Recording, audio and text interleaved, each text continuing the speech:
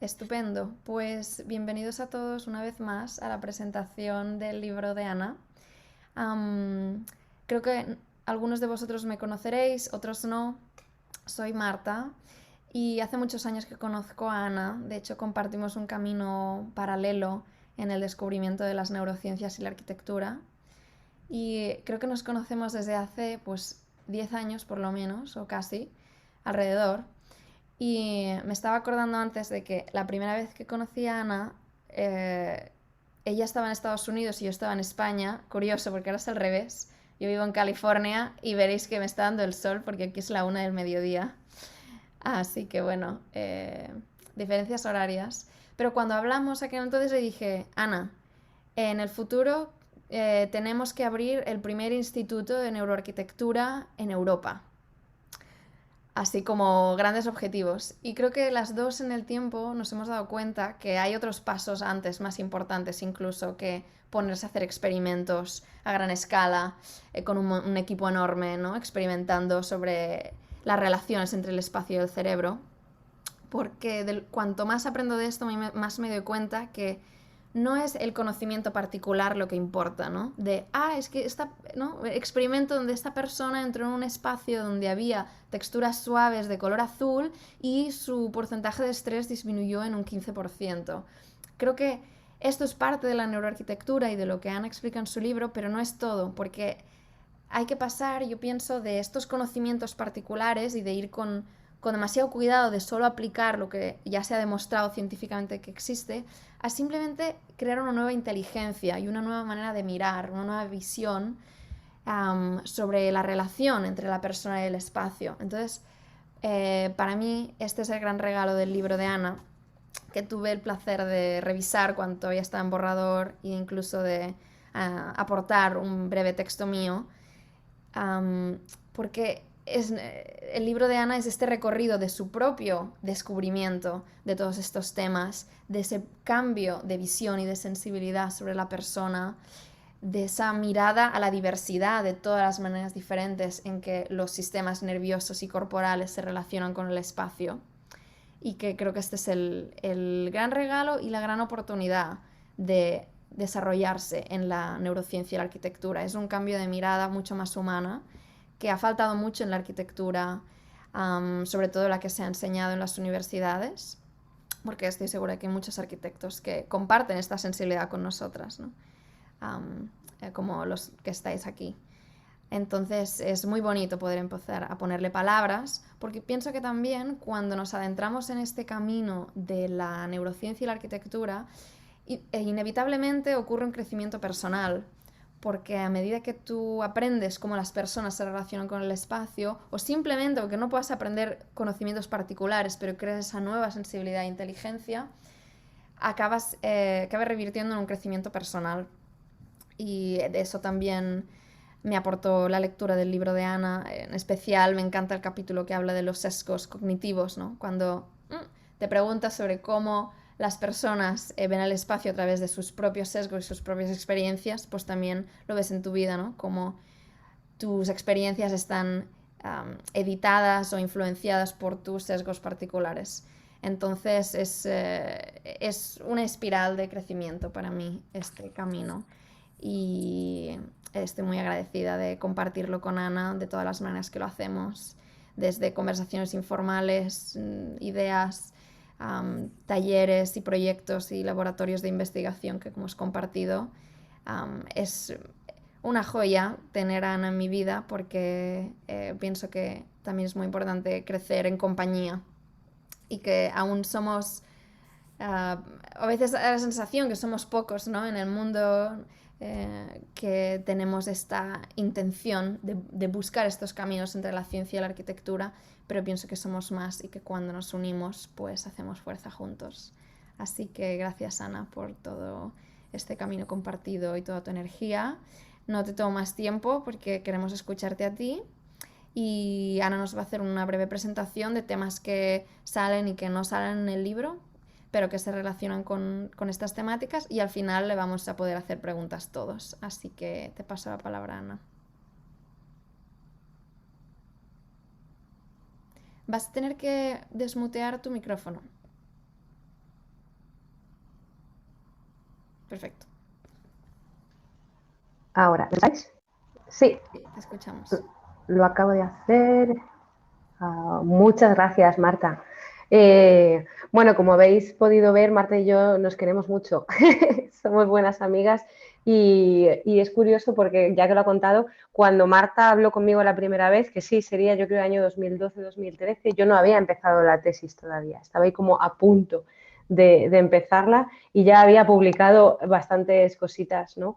Un poco como casi como una hormiguita, ¿no? Ya empezábamos a tener cosas y creo que lo has dicho súper bien, Marta, ¿no? Que nuestra idea era como algo grande, pero hemos sido descubierto con el paso de los años que algo grande se hace haciendo cosas pequeñas, ¿no?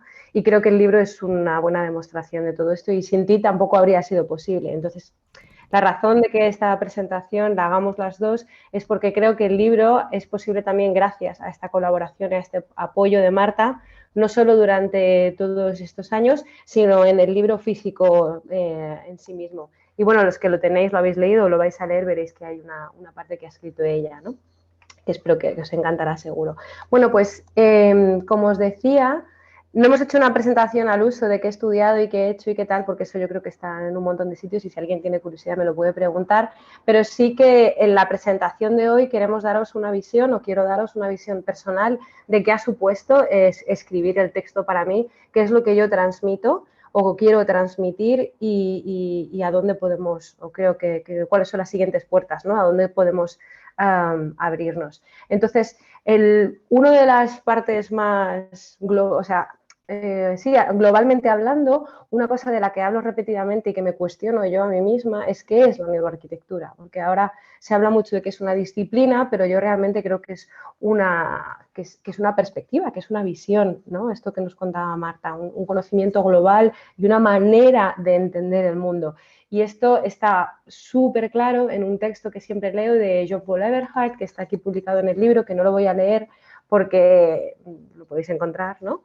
Pero este texto lo leí yo mientras hacía la carrera y me di cuenta que había un vacío en la carrera de arquitectura, que aunque estudiamos mucho sobre el espacio, sobre los materiales y sobre la interacción, ¿no? Bueno, los usos, el programa y demás, durante la carrera estudiamos el cuerpo como si fuera un objeto, como si fuera un mueble. Entonces, esta dimensión sensorial, la riqueza realmente que tenemos los seres humanos, que es todo este mundo imaginario que surge fruto de la interacción no solo con el entorno, sino también con otras personas. Este era el gran vacío que yo sentía que tenía. Además, yo vengo de familia de farmacéuticos y mis hermanos, mi hermano y mi hermana son boticarios también. Entonces, yo no sabía lo que era un arquitecto cuando empecé la carrera. Y cuando, según iban avanzando las asignaturas, yo pensaba, bueno, ¿cuándo me van a enseñar esto? ¿No? Porque entiendo que si la arquitectura va de experiencias, me lo tendrán que explicar en algún momento. Y claro, no, o sea, pues como ya sabéis, pues hay un vacío. Lo que sí que encontré, y bueno, saciando un poco esta necesidad, eran todas las personas que más o menos trabajaban en esta periferia, ¿no? Aquí os hago una lista, pues Sarah Robinson tiene unos textos preciosos sobre la piel, Malgrave, Mark L. Johnson, bueno, Palasma, que siempre le cito, que fue profesor cuando yo estudiaba en Finlandia y tuve la suerte de asistir a clases, Galese, Eberhard, bueno, un montón de gente ha estudiado, como contaba Marta, ¿no? O sea, cosas aisladas y un poco cómo suceden ¿no? las cosas a nivel teórico, pero falta esta intención por entrelazar todos estos conocimientos y darles como compacidad, darles unidad. Y no solo eso, sino aterrizarlos en la práctica, que es lo que estamos haciendo gracias a la ayuda de Marta con el grupito de investigación que hemos montado y todos los talleres y todo el trabajo docente que estamos haciendo en los últimos meses, va en dirección de todo este conocimiento global que ya está en el libro, plasmarlo en una técnica, en una metodología, en una praxis, ¿no? Que tenga su impacto. Entonces, una pregunta que recibo muy a menudo, y en el libro podéis encontrar una sección de recomendaciones bibliográficas, es bibliografía, ¿no? O sea, ¿qué leer para poder empaparse de qué es esto? Y claro, hay tantísimos textos y yo siempre le digo, bueno, leas lo que leas, léelo en inglés porque lo mejor está publicado en inglés.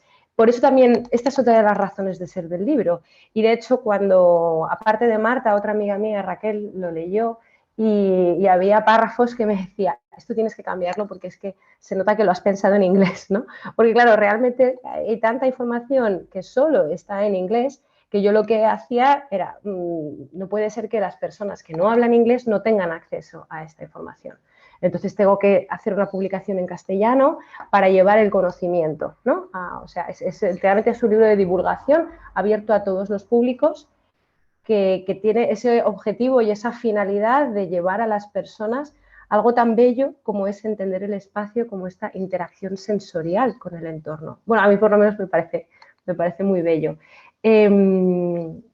Entonces, si me tuvieran que, ¿no? que si yo tuviera que casarme con una definición de neuroarquitectura, creo que todavía no estoy preparada para darla, porque cuanto más lo estudio, ¿no? más dudas tengo. Sí que sé que no es una manera distinta de hacer arquitectura. De hecho, en los cursos y en las conferencias siempre decimos que yo no enseño a proyectar. Los arquitectos y arquitectas que vienen a las formaciones ya saben proyectar. Lo que sí que tengo muy claro es que necesitamos integrar paquetes de conocimiento en los que se explica cómo funciona el sistema nervioso, cómo funciona la percepción, cómo funcionan los estímulos. Y todo esto nos tiene que servir para nutrir los conocimientos que ya tenemos. Y no hace falta que seamos arquitectos o arquitectas, porque todos somos usuarios del espacio arquitectónico.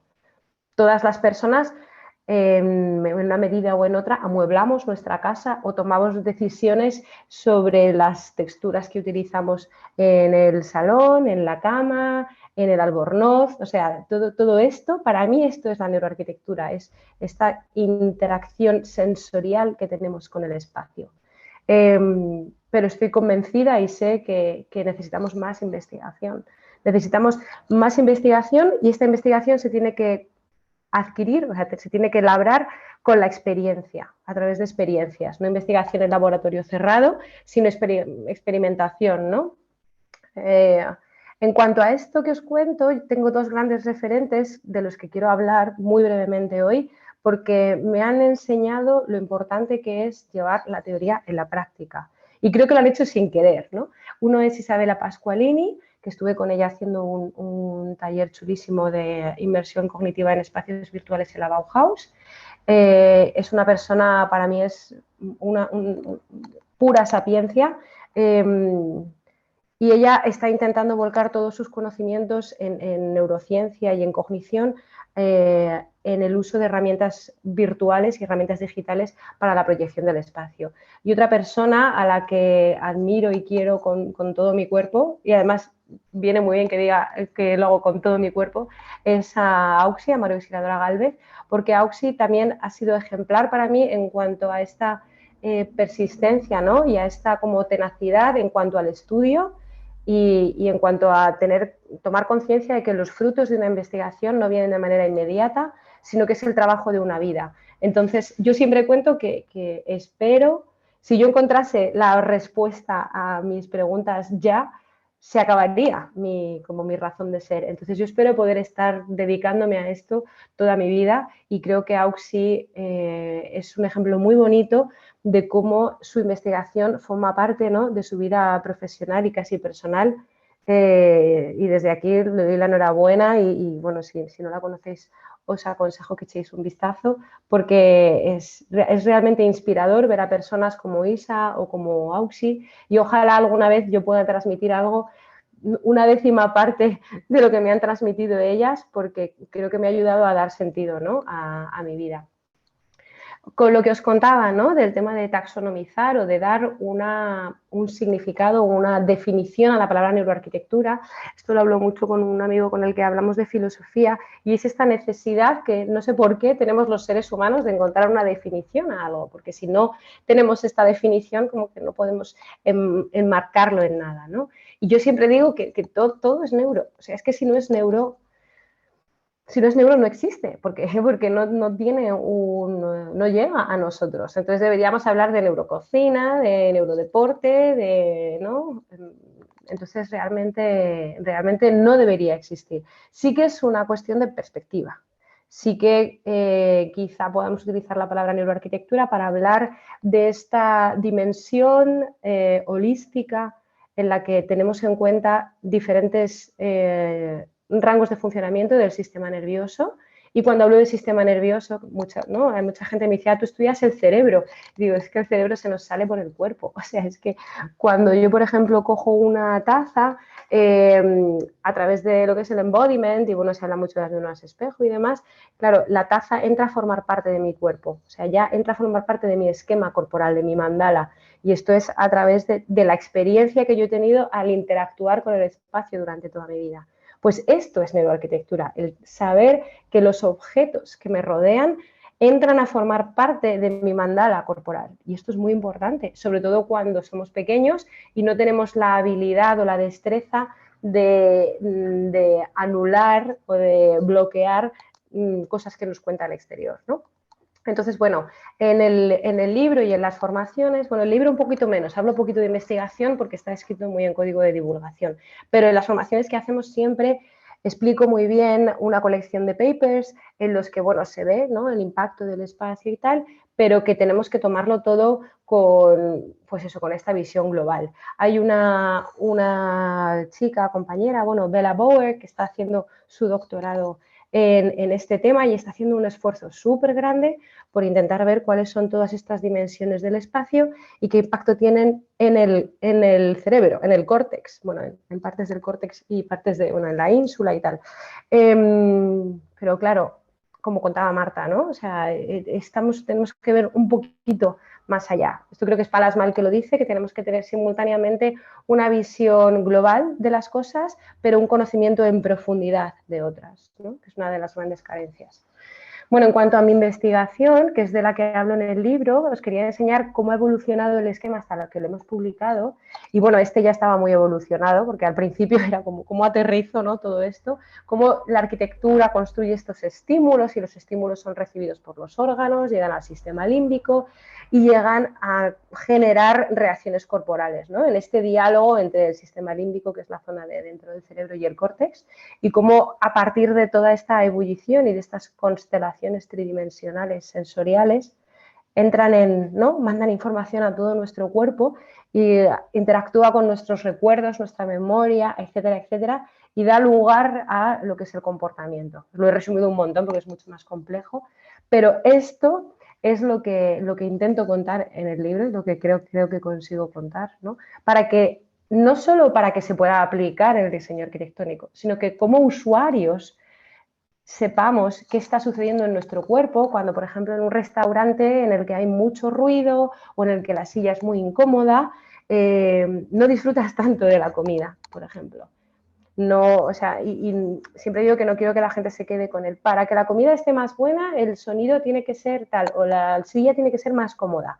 Sí, pero ¿por qué? ¿No? O sea, que mis preguntas siempre son estas, entonces en el libro intento ofrecer respuestas a estas preguntas. Y de hecho, este diagrama forma parte de un manifiesto que está publicado en el libro y que lo tengo publicado en mi web y que todo el que quiera lo puede firmar y me podéis mandar vuestro nombre, vuestra opinión o vuestro comentario y lo firmamos un poco también como para dar a conocer que está sucediendo este cambio de mentalidad. Estamos viendo la arquitectura como algo que va más allá de la construcción, ¿no? Yo siempre hablo además que percibir el espacio es construir la realidad y que cambia según las etapas de nuestra vida. Y que al final, si trabajamos en el diseño o en la docencia, o si trabajamos en espacios compartidos con otras personas, como por ejemplo en el ámbito sanitario, nuestro cuerpo, gracias a la interacción con el entorno, tiene que poder hacer este trabajo de empatía con la otra persona, ¿no?, y que se produzca este intercambio de información con la persona con la que estamos interactuando. Porque al final somos seres sociales y nuestra vida tiene sentido si nos relacionamos con otras personas. Y el espacio tiene que permitir esta relación empática, social, en la que haya ayuda, en la que haya apoyo, en la que haya comprensión, en la que haya empatía, ¿no? Entonces, por un lado está el conocimiento de uno mismo, que es donde digo en el libro que tenemos que empezar. Luego está el conocimiento de los demás y luego está el conocimiento del entorno, ¿no? Y luego la constelación total de lo que hacemos los tres. Entonces, lo que sí que tengo claro, y esto es un poco hipótesis porque no está probado, pero sí que la experiencia me ha dicho que un conocimiento más profundo del ser humano da como resultado una arquitectura más conectada. Y más conectada con sus usuarios y lo que hace es que estas personas conecten mejor. Y esto solo lo podemos conseguir si nos conocemos por dentro, ¿no?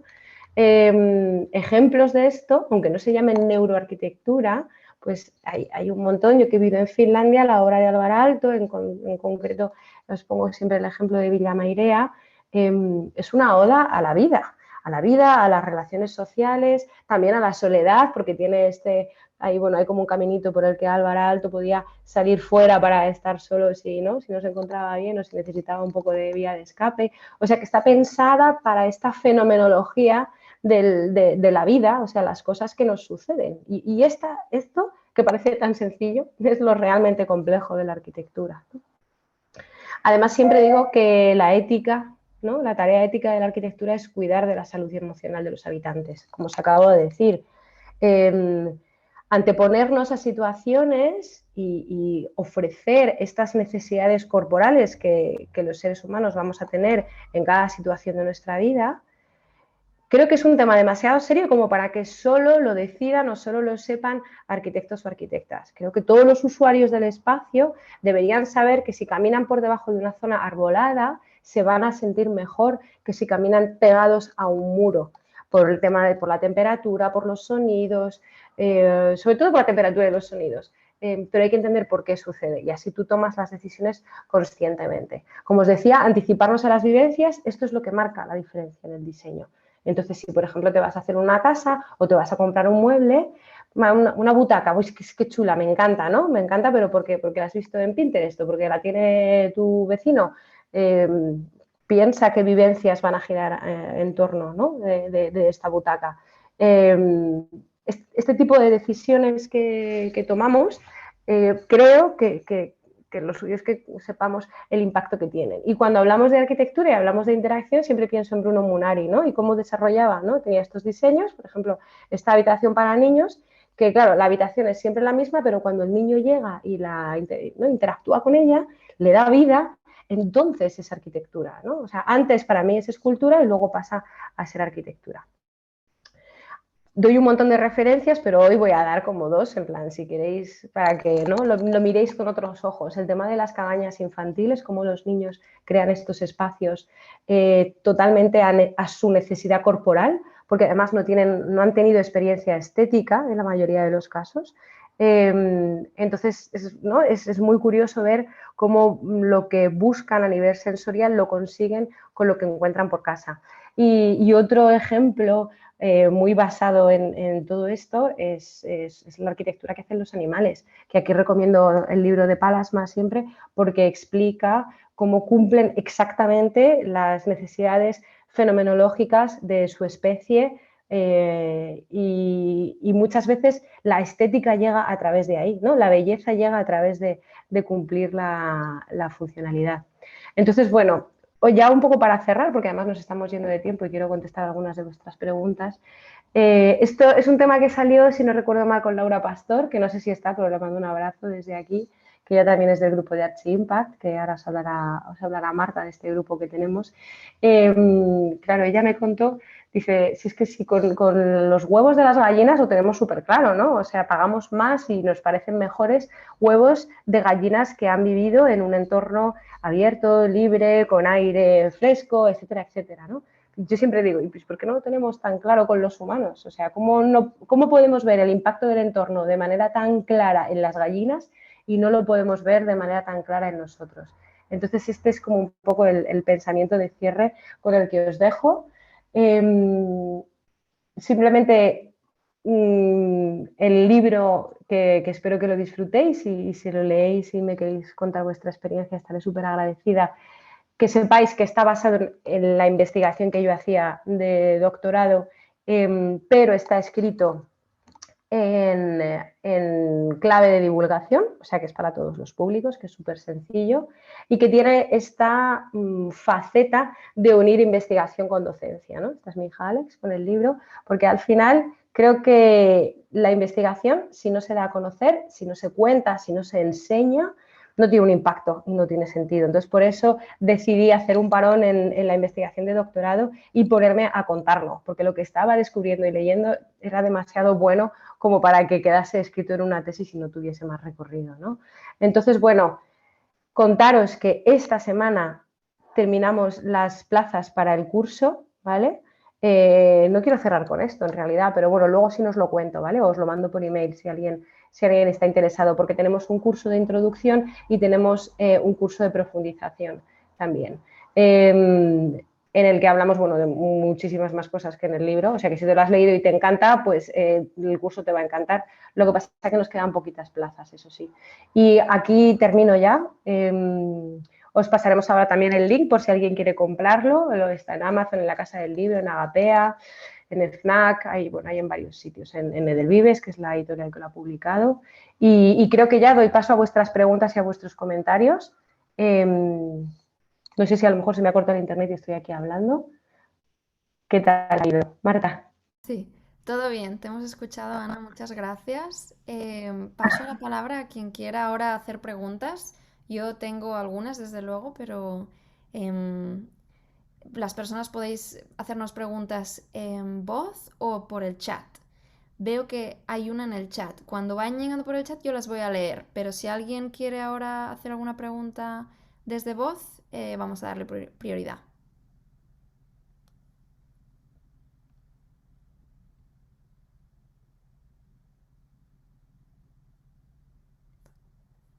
Si no hay preguntas en voz, entonces leeré la que hay ahora en el chat. Ana, para ti. Vale. Ana García escribe que le ha encantado la charla y el libro, por supuesto, también la introducción. Dice, precisamente su pregunta iba en esta dirección.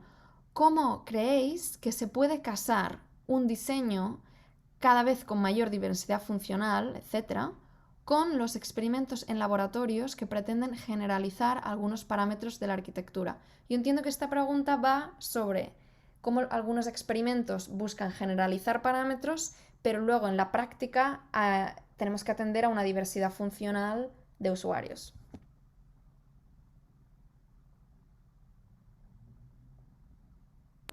Vale, esto es que es pregunta de alumna avanzada, Ana, ¿cómo se nota? Aquí, mira, en el libro yo hablo de la antropometría sensorial y siempre le digo lo mismo, ¿no? Que no se pueden crear manuales. Sobre todo no se pueden crear manuales de diseño. El de UFERT es un manual precioso y fantástico y súper buena herramienta, pero nos trata como objetos, ¿no? Cuando hablamos de percepción sensorial y bueno, aparte de la diversidad funcional, sin diversidad funcional, cada persona, incluso la misma persona, tiene diferentes necesidades a lo largo del día y a lo largo de la vida ya ni te cuento. Entonces, más que manuales de diseño entendidos a la vieja usanza, creo que lo que está por desarrollar son metodologías de trabajo para hacer lo que ahora se empieza a llamar el Human Centered Design. Y que estas investigaciones que nos están dando parámetros y nos van dando como pistas, tienen que servir de inspiración, pero es muy complicado seguirlas. O sea, sí que puede ser como un punto de partida, pero luego hay como que contrarrestar.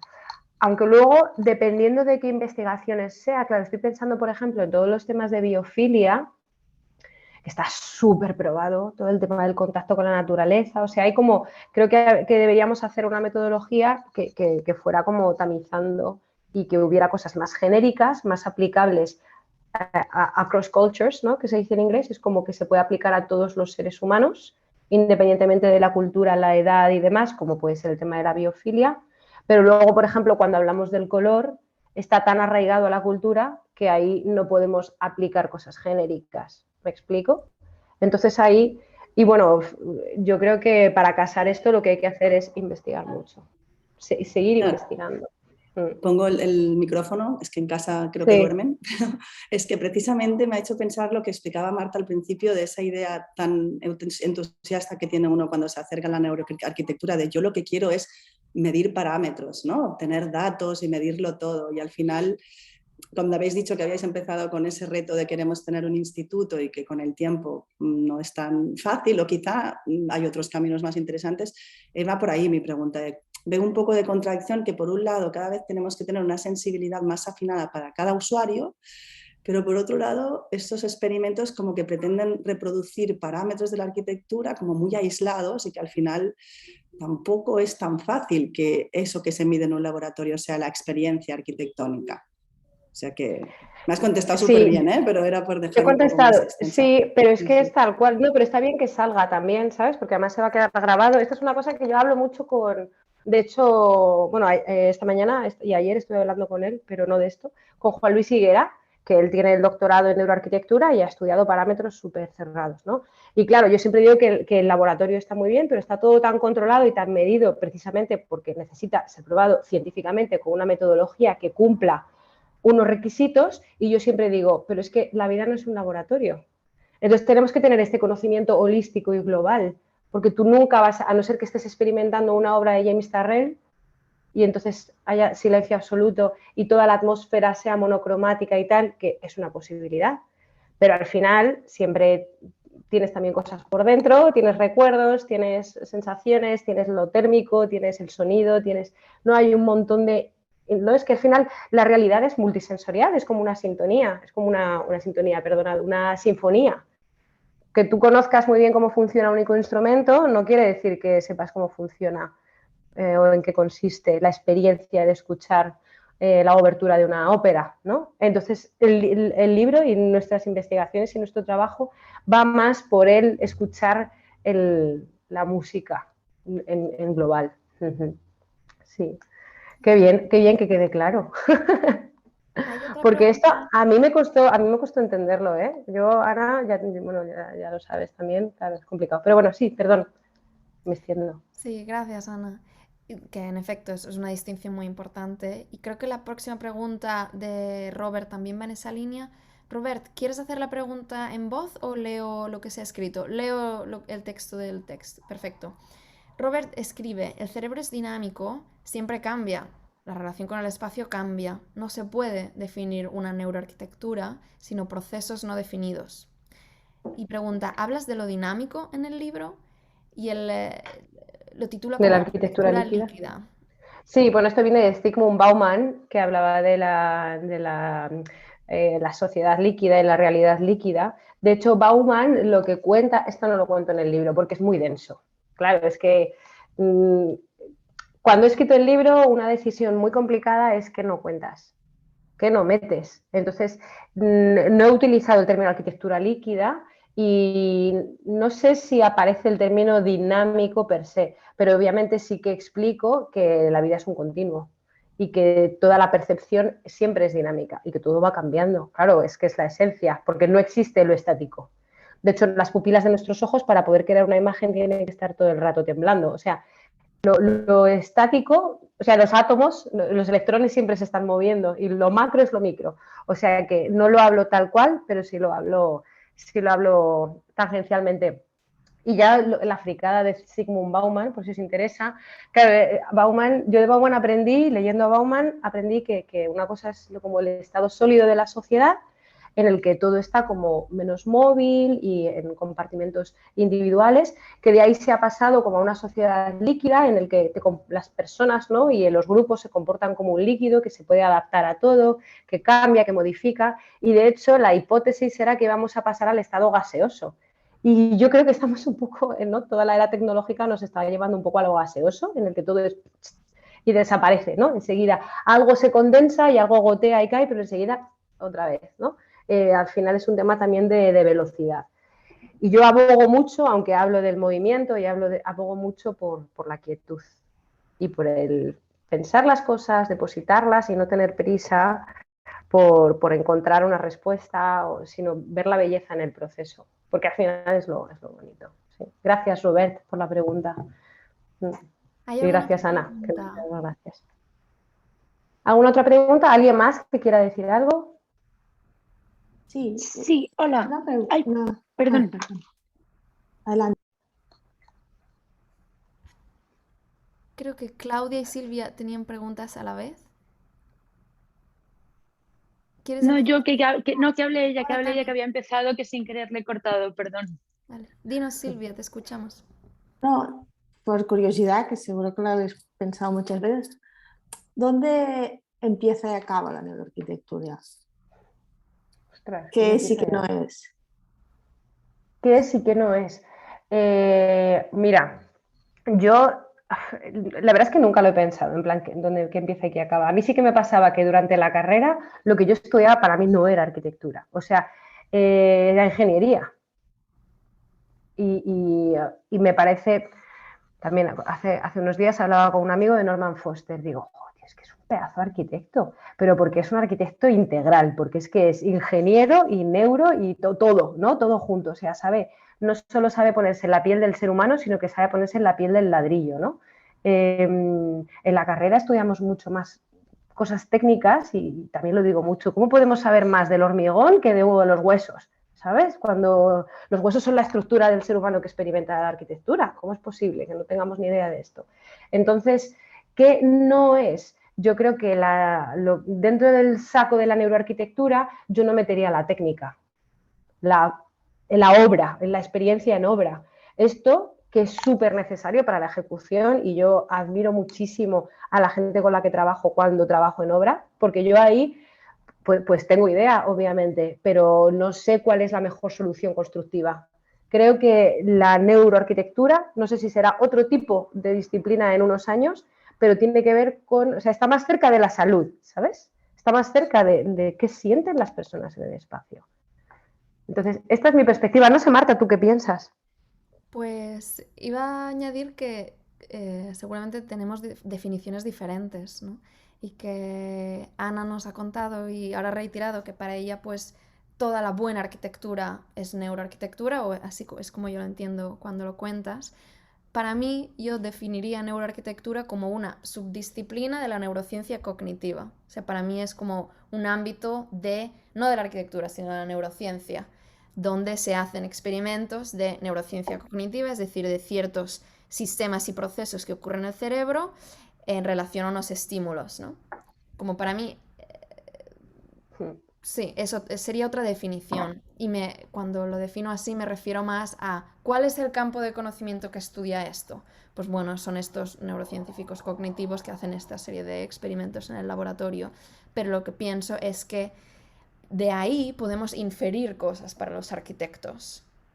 Y a mí lo que me gusta es arquitectos enriquecidos con una conciencia mayor de como todas las ciencias, desde la poesía, la filosofía, la antropología, la sociología, añaden al pensamiento del arquitecto.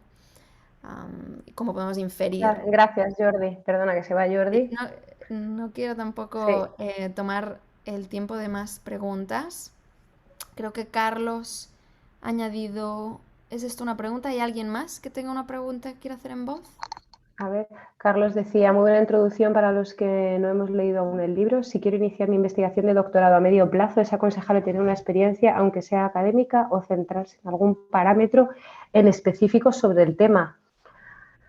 No sé qué contestarte, la verdad.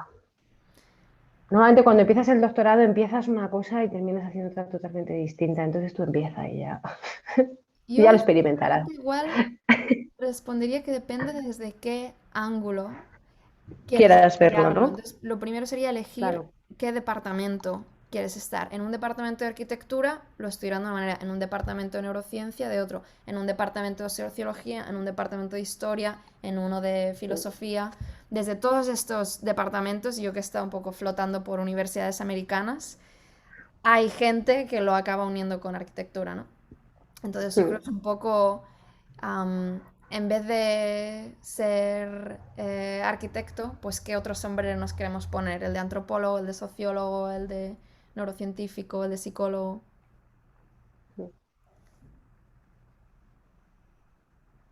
Gracias a ti, Hola, Carlos. Gisela. Sí, hola. ¿quién ha Ay, preguntado? sí, Hola, teníamos una Yo pregunta de sí, Tania Tania. esperando. sí, nada, nada, no pasa Disculpa nada. que hemos Va un saltado. poco, pues justo ahora va un poco en relación a lo que acaba de preguntar del doctorado y eso, porque yo empecé a conocer todo el tema de la neuroarquitectura a través de empezar a hacer, sobre todo con el proyecto final de carrera, con temas de psiquiátricos. Entonces quería ver también qué relación, porque el libro yo todavía no me lo he empezado, entonces no sabía muy bien, por eso también quería ver hoy qué nos contaba y ver qué tipo de relación ha tenido en su estudio de la neurociencia, de la neuroarquitectura, con toda la parte psicológica y psiquiátrica. A ver, ¿puedes centrar un poco más la pregunta? O sea, ¿Qué relación? sí, en Claro, el es que, estudio, eso. a ver, yo realmente no empecé, o sea, a la ciencia llegué como, yo me empecé a preguntar esto en segundo de carrera y entonces empecé a psicología y me leía todo lo que pillaba de psicología, me daba de alta en revistas, mente y cerebro, investigación y ciencia, o sea, iba leyendo, ¿no? Y al final todo era, no sé qué, el cerebro y yo, es que el cerebro es muy complicado. A ver, otra cosa, antropología, no sé qué, tal cual, el cerebro, yo otra vez el cerebro, venga, otra cosa, sociología, al final todo me llevaba al cerebro. Entonces, pero claro, esto fue, yo empecé en el año 2000, yo empecé la carrera en el 2004, pues en el 2006 ya estaba todo el día en la biblioteca viendo a ver cómo conseguía averiguar por qué una forma curva nos parecía suave, sin saber el material del que estaba hecho, y sin embargo Aránzazu, ¿no?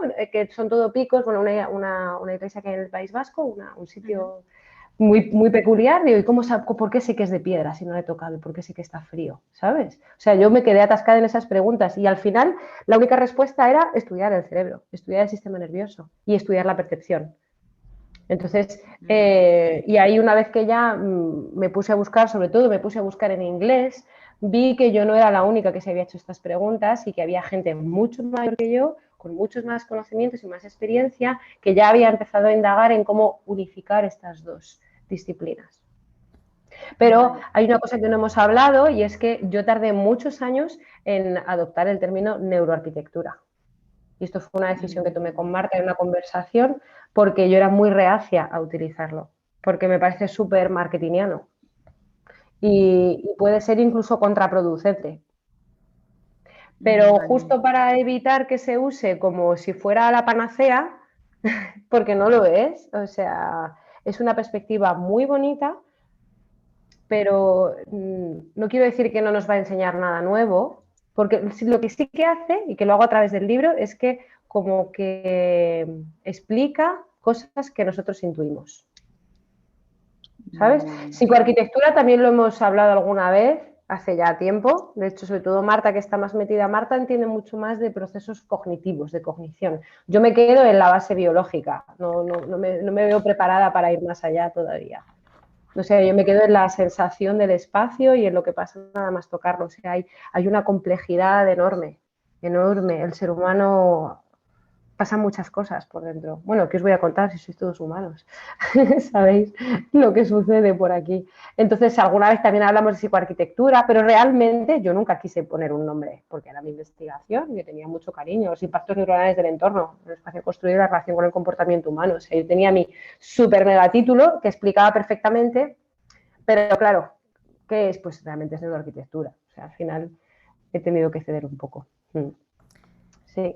Bueno, no sé si son menos cuarto, nos estamos pasando un poco, pero bueno, yo dejo a Marta.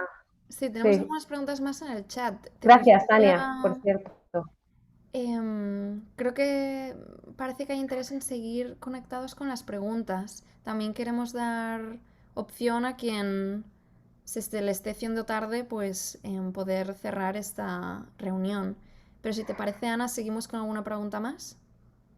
Venga, hacemos 2 preguntas más y luego recordamos por si alguien se quiere apuntar al curso, porque bueno, he quitado la página súper rápido, pero la idea era a las personas que habéis estado aquí ofreceros un descuento, porque ya que habéis venido hasta aquí, si os queréis apuntar al curso, pues tenéis un descuento para, bueno, pues de premio, ¿no? Entonces, si os interesa, como creo que bueno, tenéis en nivel a Marta, ¿no? Si no, que te escriban a ti, Marta.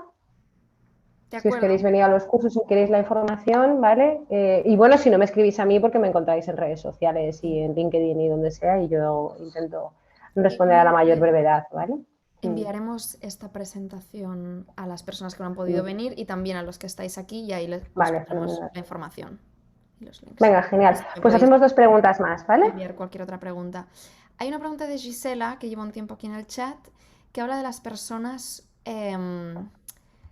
con alta sensibilidad. Dice, ¿se han estudiado las personas con alta sensibilidad, cómo les afecta la arquitectura en su bienestar. Y tiene una continuación de esta pregunta que dice, entiendo que a todos los seres humanos les afecta o influye el entorno, solo que a las personas de alta sensibilidad quizá más conscientemente. Yo no conozco ninguna investigación y lo que pasa con las PAS es que no existe un diagnóstico en el que tú puedas saber cuando una persona es PAS y no es PAS. O sea, no es... A veces, hombre, para cosas como por ejemplo el autismo, Asperger, bueno, para esto sí que hay unos test que pueden ser más o menos, ¿no? Pero claro, al ser un espectro, porque tú puedes ser muy PAS o un poquito, ¿sabes? Entonces, no conozco ningún estudio, no sé si lo habrá y si lo hay me lo leería muy bien porque es muy complejo. Lo que sí que creo, y esto lo creo, o sea, yo soy una persona que tengo mucha sensibilidad y bueno, por esto, ¿no? Por eso también la investigación al final viene para contestar estas dudas que me surgían al habitar mi propio cuerpo. Y eso que he sido madre y he estado embarazada y he tenido la mutación hormonal que supone, pero yo, por ejemplo, identifico súper bien un montón de sabores en la comida, entonces sé perfectamente si lleva canela, lleva pimienta, lleva tal. Y no es que tenga un superpoder, es que, bueno, pues lo he desarrollado también y me está lo mismo con los olores, me pasa con las texturas, con los sonidos, no sé, con un montón de cosas.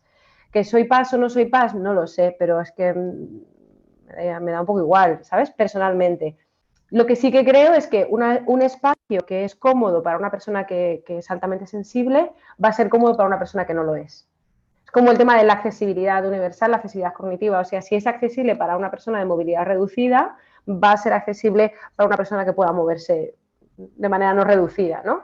Entonces, bueno, no sé si te he contestado, pero ahí hay una vía como de actuación, ¿sabes? Gracias, Gisela. Vale, y luego, Tengo para una hacer pregunta una más. última pregunta, Robert ha enviado más preguntas súper interesantes, pero quiero dar la oportunidad a otra persona que no haya hecho una pregunta. Entonces, gracias, Robert. Si podemos, te responderemos por email también. Aurora pregunta sobre la relación entre el diseño ecosostenible de los espacios y la neuroarquitectura. Yo lo entiendo como la relación entre el campo de la biohabitabilidad y el diseño sostenible y como biocompatible con la neuroarquitectura. ¿Qué opináis al respecto? Esto me lo preguntan mucho los estudiantes de Latinoamérica, concretamente la gente de Colombia. Fíjate, es una pregunta, no sé si serás colombiana o no, pero me lo hacen muy a menudo como diciendo, bueno, ¿y tú lo meterías dentro del área de arquitectura? Creo que es un nexo bonito desde mi punto de vista. A ver, Marta, ¿qué opina? Pero creo que la bioconstrucción o la ecoconstrucción es un nexo muy bonito entre el ser humano y el ser inerte, ¿no? El entender el edificio como estructura pétrea, por así decirlo, o de materiales no vivos, pues cómo hacer que se comporte en un mismo ecosistema con un ser vivo como es el ser humano. Para mí eso es la bioconstrucción o la ecoconstrucción, ¿no? Y entonces muchas veces las soluciones constructivas vienen dadas por utilizar elementos naturales, claro, porque son los que son más compatibles con la vida. En ese aspecto yo lo metería en el mismo saco. Y ahí en la biofilia hay un montón de experimentos, pero claro, sería, por ejemplo, muy interesante ver cómo cambian las constantes corporales estando en un edificio cuyos muros son enteramente de hormigón, o sea, son pétreos, o son de adobe, que son edificios que respiran de manera totalmente distinta. Y yo muchas veces cuando digo estas cosas, ¿no? Como edificios que respiran, hay gente cuando lo pongo en Twitter y tal, hay gente que me dice, ¡ay, edificios que respiran! Esta chica, ¿a dónde se ha ido? No sé qué. Y digo, pues sí, sí, porque respiran, porque el aire entra y sale y no tienen pulmones, pues deberían quizá tener pulmones, ¿no? Entonces, ¿cómo hacemos esta homotecia entre el cuerpo humano y el edificio? Para mí esto sí es neuroarquitectura, la verdad. No sé tú qué opinas, Marta. Una pregunta muy bonita para cerrar, por cierto, muy bien elegida, Marta. Sí, y que en mi camino particular yo me formé en temas de biohabitabilidad y luego en conocimientos de la neurociencia. Y creo que es un poco a qué se da prioridad, ¿no? Que en el ejemplo que contabas de de promover adobe u otros materiales sostenibles, el enfoque está en el efecto que eso tiene en el planeta o en la energía de esos materiales. El enfoque de la neuroarquitectura o de las ciencias aplicadas a la arquitectura, ciencias humanísticas, el enfoque está en la percepción que tienen para las personas y lo que eso significa. Depende, si lo estudias como neurociencia, pues el efecto que eso tiene en el sistema nervioso. Si lo estudias como psicología, pues el efecto que eso tiene en el sistema de valores y la representación de la identidad. Si lo estudias como psicología o como psicología social, pues el efecto que eso tiene en la construcción de comunidades y en las relaciones sociales. Entonces, sí, muchos ángulos de estudio, pero Claro, hay muchos es ángulos, similar. es un tema de perspectiva. Muy buena Intenciones respuesta, positivas. Marta. Mm. Pues es que hay un montón de preguntas súper interesantes que van saliendo en el chat. Venga, la última de Gisela y ya, sí, y ya cerramos. A no ser que haya Para una que nos deje despacio dormir, a que me otra ha persona, parecido Gisela, interesante. para Ah, despedir. Gisela ya ha preguntado, perdón. Sí, hay otra pregunta de Mariela que no hemos respondido todavía. Preguntas de Mariela que nos dice, me he quedado pensando en todo lo que has expuesto, Ana, y pienso en la formación que recibimos como arquitectos. Siento que está muy centrada desde la estética y pocos son los que terminan pensando en cómo los diseños afectan a los usuarios. Siento que en muchos casos, no en todos, está centrado en el ego personal del arquitecto. ¿Vos qué opinas? No sé si me quiero meter en ese terreno, pero la verdad es que creo que son dos disciplinas distintas y el arquitecto escultor, y suelo hablar en masculino porque generalmente pues, tengo más referencias de hombres que de mujeres, bueno, pues me parece más o menos lícito, hay obras más o menos acertadas, pero creo, como he contado antes, ¿no? Para mí la arquitectura está más ligada a lo sanitario, a la salud emocional y la salud mental que a la escultura, porque para eso pues haces una escultura, ¿no? Pero hay edificios bueno, que son muy impresionantes, pero es que no se pueden limpiar, no se puede, pues lo de no poder limpiar un edificio, no poder limpiar unas cristaleras maravillosas, es un desastre porque la luz no entra bien y entonces no cumplen su función, etcétera, etcétera. O no se puede circular bien, o no sé, o sea, hay un montón de parámetros que cuando el edificio se piensa como una escultura, pues no cumplen con lo que es la fenomenología de la vida. Entonces yo creo que son dos approaches diferentes. No sé si son dos disciplinas distintas. Todavía, yo, bueno, como veis, no tengo muchas preguntas. Me cuesta mucho dar una respuesta cerrada porque creo que lo bonito es pensar la respuesta también. Muchas gracias, Mariela, por tu pregunta. Y gracias a todos. Os invito a que, si no habéis estado leyendo el chat, pues le deis un vistazo para ver otros tipos de preguntas. Hay personas que están comentando algunas recomendaciones de libros, etc.